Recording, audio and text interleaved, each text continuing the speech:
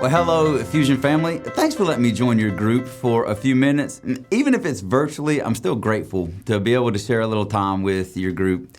I hope that with the first week of school behind most of us, that all of you with kids in school are settling back into a routine, and I certainly hope that Connect groups are high on the priority list of that schedule. Now, if you haven't discussed it already, I'd encourage you to go ahead and have a conversation with your group this week about your community service project. If you need some help deciding what to do, schools are always looking for donations, and cooperative Christian ministries are always looking for volunteers and donations as well. During the short session every year, our group usually opts for something we can just give money towards for the sake of time and planning, but that doesn't have to be the same for every group for sure. If you need some help, please reach out to me or one of the other pastors, and we'll do our best to provide some ideas. We decided to take a break reading 2 Corinthians this session so that we could read a whole book of the Bible together during this session. Man, did we pick a good one. 1 John is a lot of rich content in a relatively short letter. Now, while our discussion is going to center around a single chapter per week, I really believe you might be best served to read the whole book every week to better understand the discussion chapter for the week. After all, it is a letter, and it's hard to understand a part of the letter without the rest of the letter. And this week, we're discussing chapter 2. Speaking of a lot of rich content, I think I could preach 15 sermons out of 1 John 2 alone. There's a lot going on here. I want to be brief, but I also want to help you navigate any confusion. Right out of the gate, in the first 2 verses of the chapter are my go-to verses for something that I say all the time. The life of a follower of Christ is one lived in response to the gospel. The gospel being the good news of what God has done on our behalf through his son, Jesus. John says it this way: I'm writing these things to you so that you may not sin. In other words, knowing what I'm saying is what keeps you from sinning. But what he says is it's not a warning of what happens when you sin. It's an encouragement that you have someone to help you when you sin. Now, if it were me, if I wanted to tell someone how to not sin, I'd threaten them with the consequences. But not John here. He says, if you sin, Jesus stands in the place of your punishment, and knowing that is what should keep you from wanting to sin. Now, he ties that thought to the next, which is this: if you love Jesus, you'll keep his commandments.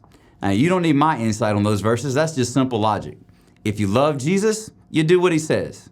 Now, let's skip down a bit to verses 12 through 14. John uses 3 terms to identify stages of spiritual growth in God's family: fathers, young men, and children. All of these describe people who have a relationship with Jesus. Fathers have a deep knowledge of God.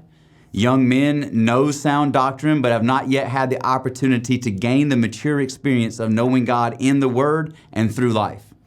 Children have a basic awareness of God, but need to grow in their faith. It really has nothing to do with age and everything to do with spiritual maturity. What category would you say you're in? If you're not a seasoned spiritual veteran, what's needed for you to take the next step in the journey of faith? John then advises us to be careful how much we love the things of the world, and he gives us 3 ways the world's temptations can take hold of us: the desires of our flesh, the desires of our eyes, and pride. So, the things that make us feel good. It could be food indulgence, substances, immoral sexual activities, etc.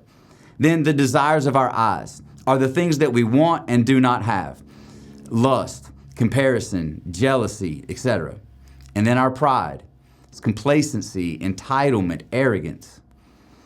When the world is what we love, we'll turn to what it offers for our help. And when that's the practice of our lives, we'll be vulnerable to the things that are not of God, which is John's next warning about the Antichrist. Now, John uses a little play on words in verse 18. He speaks of the one Antichrist that will come. This is actually the first use of that term in Scripture, and it's referring to that one world ruler who will work for Satan that's coming.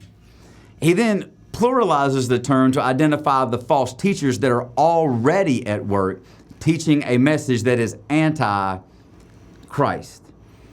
Verse 19 it's a frequent reference of mine that helps me maintain a focus on the sometimes harsh reality of belief and the reminder that I am to remain on mission for the gospel. Here's what it says. They went out from us, but they did not belong to us. For if they had belonged to us, they would have remained with us. However, they went out so that it might be made clear that none of them belongs to us.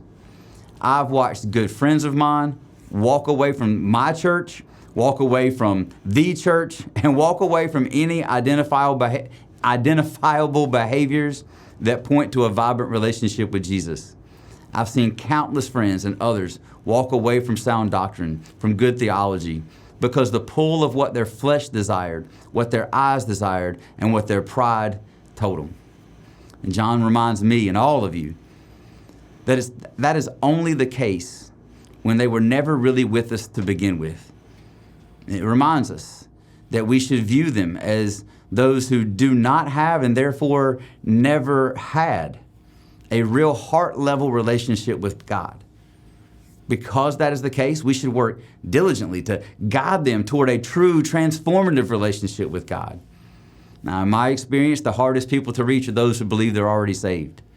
Now, maybe somebody's coming to mind. Would you share that with your group? Share who that is and ask your group members to hold you accountable to making some tangible efforts to affect life change with them.